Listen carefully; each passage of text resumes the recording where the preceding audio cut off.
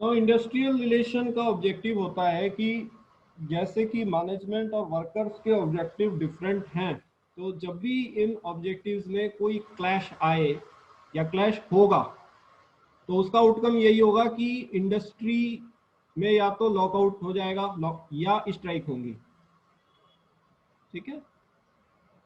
सो industrial relation का M होता है कि इससे पहले कि इस तरह की कोई सिचुएशन आए, हमें उसको रोकना है by making good relations between the employer and the worker.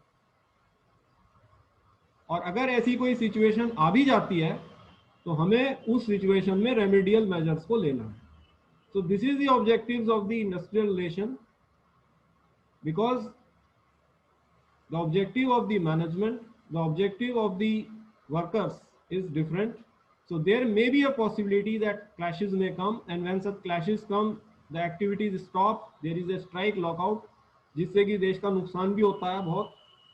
तो इंडस्ट्रियल रिलेशन का एम होता है कि इस तरह की सिचुएशन को प्रिवेंट करना, और अगर ऐसी कोई सिचुएशन हो भी जाती है तो उसमें रेमेडियल मेजर्स को लेना bye maintaining cordial relationships between these four internal stakeholders, right?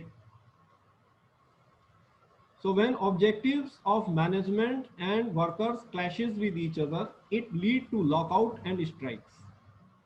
The objective of industrial relation is to prevent such situation before arising, and if it arises, take remedial measures. Clear? तो यहां से आपको इसका उद्देश्य पता चला है।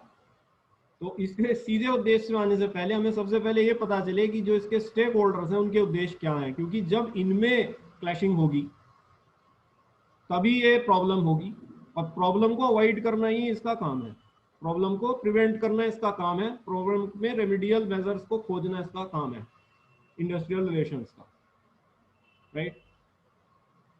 ये हमारे कंट्री में बहुत ज्यादा थोड़ा एम्फेसिस दी जाती है इसके बारे में। मैं नहीं समझता capitalist economy industrial relations has any role, because capitalist economy जैसे कि वेस्टर्न कंट्रीज में है, if you go and check up there, उनके यहाँ such type of things they don't take into much consideration.